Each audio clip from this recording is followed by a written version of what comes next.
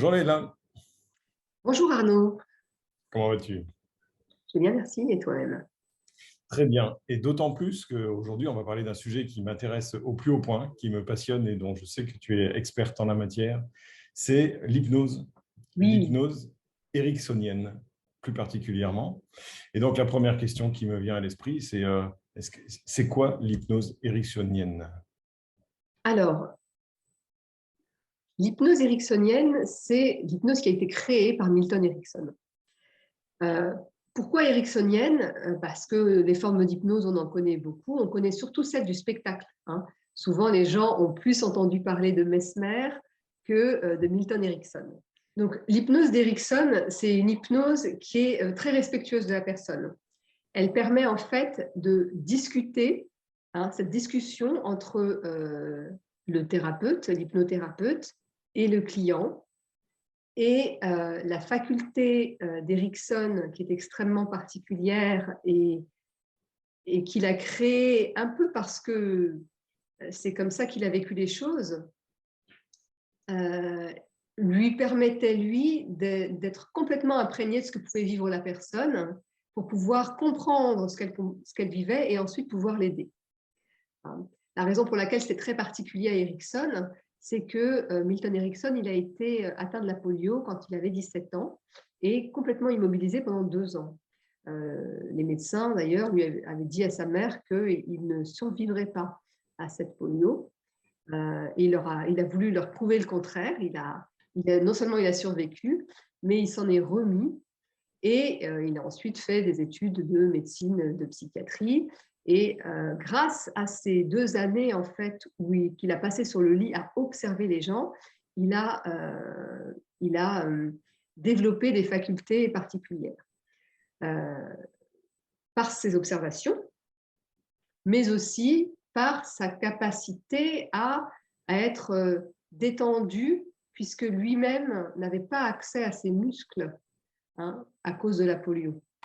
Ce qui lui donnait donc cette capacité de pouvoir accueillir tout ce que présentait la personne sans jugement et pouvoir vraiment s'imprégner de ce que vivait la personne et avoir une conversation comme ça en retour pour arriver à transformer ce qu'elle amenait. Ça peut être aussi, alors aujourd'hui on dirait disruptif, c'est-à-dire qu'il pouvait aussi être confrontant, Milton Erickson. Il avait cette capacité à la fois d'accueillir, mais aussi de couper l'hypnose négative de la personne s'il y avait besoin. Donc, ce qui pouvait sembler un peu brutal, et donc avoir aussi ce comportement un peu plus confrontant. Je dis ça, c'est important parce que ceux qui connaissent Erickson ne me laisseront pas dire que c'était juste doux et accueillant, hein, parce que ça a aussi existé.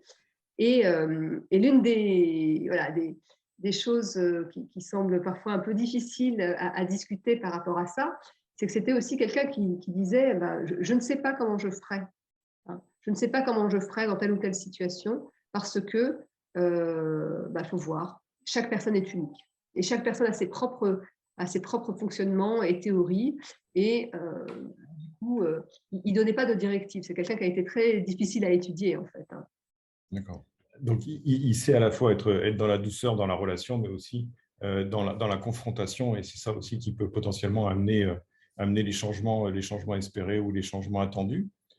Du coup, dans quel domaine est-ce que l'hypnose peut-elle intervenir? Alors, j'ai envie de dire dans tous les domaines où le changement est exigé. On entend beaucoup parler d'hypnose chez les personnes qui ont envie de changer un comportement tel que le tabagisme, l'addiction, l'alcool, les troubles du sommeil, parfois les troubles alimentaires. En Mhm. fait, moi je dirais, on peut aller vers l'hypnose à chaque fois qu'on a envie de changer un comportement, mais qu'on a essayé par beaucoup de moyens sans y arriver. Parce qu'en fait, souvent, on le fait à partir de notre conscience, à partir de ce qu'on sait ici. Et sauf que ici, ça peut être un très bon manager, mais on a aussi beaucoup de mémoire dans le corps qui s'exprime. Et l'inconscient, je pense, s'exprime à partir du corps. Et donc, on a beau vouloir ici quelque chose, Quand le corps il va nous dire fume cette cigarette ou bois ce verre ou je ne sais pas, mange et fais-toi vomir ou je ne sais quoi, souvent il gagne la partie. S'il y avait la seule volonté qui était nécessaire pour pouvoir arriver à nos fins, on n'aurait pas besoin de l'hypnose. Or, ce n'est pas le cas. Donc l'hypnose, ça permet d'aller converser avec son inconscient pour pouvoir changer les comportements. D'accord, ok.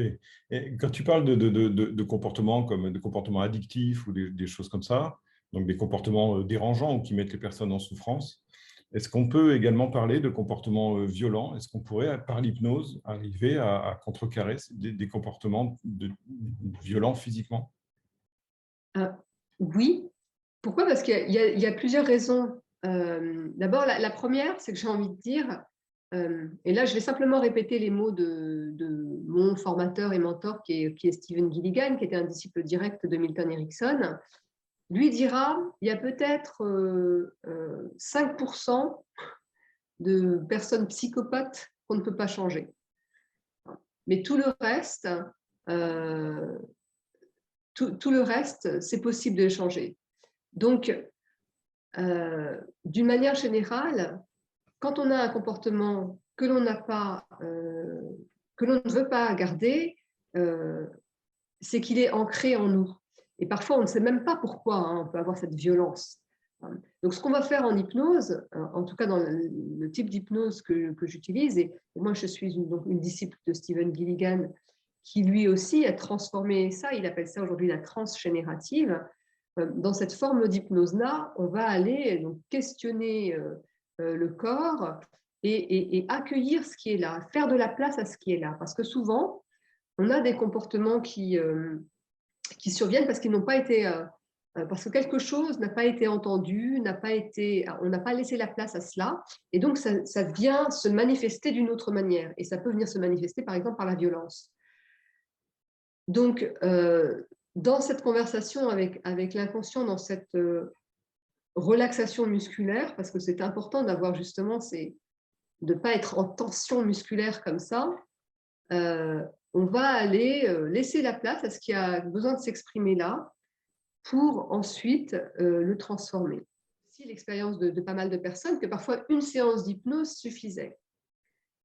Ça peut être vrai, hein, parfois les gens ils vont voir un hypnothérapeute et ils vont le voir une fois et ils arrêtent de fumer alors que c'était des gros fumeurs.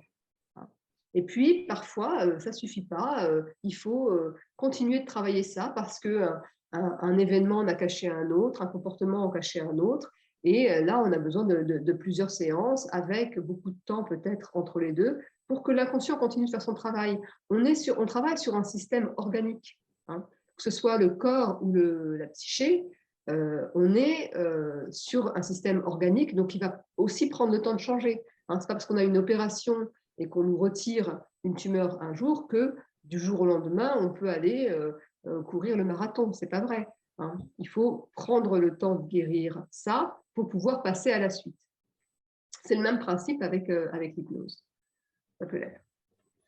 Donc, on a parlé de conscient et d'inconscient. Alors, c'est peut-être aussi ça qui fait un petit peu peur. Hein. Toujours, on dit, je ne veux pas confier mon inconscient à n'importe qui. Hein. Donc, ça peut potentiellement être un peu flippant. Par contre, c'est effectivement quelque chose qui va favoriser un changement ou déclencher un changement qu'il va falloir entretenir aussi par la suite, parce que c'est pas magique. Tu peux nous dire en quoi ça consiste, une séance d'hypnose, rapidement, qu'on puisse savoir à quoi s'attendre? Bien sûr. Alors, il y a autant de séances d'hypnose qu'il y a de séances d'hypnose, c'est-à-dire que chacune peut être très, très différente. Mais d'une manière générale, en tout cas, celle que moi j'ai pu observer et que j'ai pu faire, il y a déjà l'accueil de la personne dans tout ce qu'elle est et de ce qu'elle amène. Et puis, le thérapeute va essayer de questionner, de voir ce qui ne fonctionne pas pour la personne et surtout de l'amener à accueillir déjà elle-même ce qui ne fonctionne pas pour elle. Parce que souvent, on a son propre jugement sur une situation et on va aller, du coup, être comment dire, pas en confrontation, mais en conflit avec cette partie de nous, parce qu'on ne veut pas qu'elle existe. Donc là, le rôle de l'hypnothérapeute, ça va être d'apporter cette présence humaine qui est capable d'accueillir ça, de lui donner sa place, parce que tout a un sens, et d'amener la personne à accueillir ça aussi pour pouvoir le transformer. Donc, ça va être quelque chose d'assez conversationnel. Alors, l'hypnose traditionnelle qu'on connaît et celle que pratiquait notamment Erickson, c'était une discussion et peut-être il amenait les personnes à lever comme ça la main, le bras. On peut travailler là-dessus, sur la lévitation comme ça de la main, et ce qui amenait les personnes à se relaxer.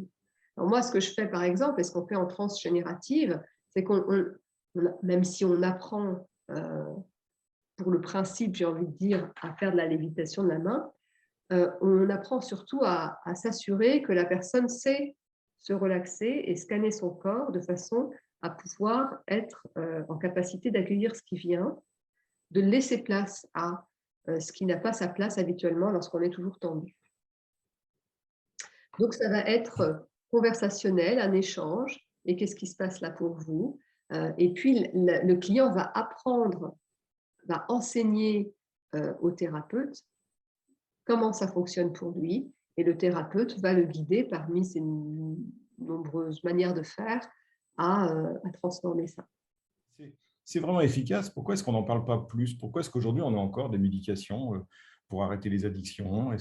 Alors qu'en fait, il suffirait peut-être, avec des personnes motivées, d'une séance pour arrêter de fumer, arrêter le tabac, arrêter l'alcool ou arrêter des tas de choses qui sont dérangeantes. Je pense qu'il y a une partie qui est liée au fait que les gens ne connaissent pas l'hypnose, en connaissent que celle du spectacle, ou alors qu'il y a aussi cette question de la perte de contrôle aussi, hein, c'est-à-dire qu'ils ont l'impression qu'ils vont perdre le contrôle, qu'on va pouvoir leur faire tout et n'importe quoi, comme on peut le faire sur scène, bon, sachant que j'ai quand même envie de dire qu'on ne fait pas, même en hypnose, on ne peut pas faire à quelqu'un ce qu'il ne veut pas faire.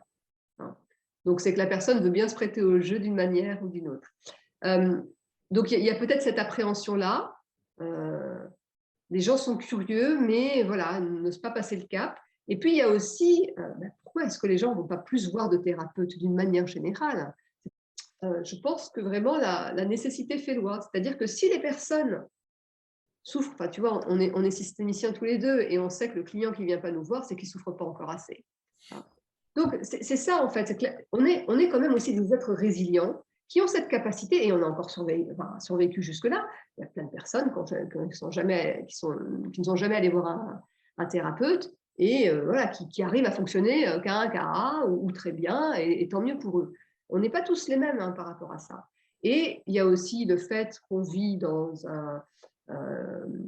une culture qui est très allopathique, donc voilà, la France, c'est quand même le pays de la pharmaco, donc voilà, c'est sûr que c'est plus facile de prendre un cachet que d'aller faire des séances chez quelqu'un et puis ne pas savoir ce qui peut se passer. Voilà, ça va à la facilité. C'est plus facile d'avaler un comprimé que de faire ce travail-là, et on a tellement peur, et c'est normal aussi, parfois on a peur de ce qui peut se trouver derrière.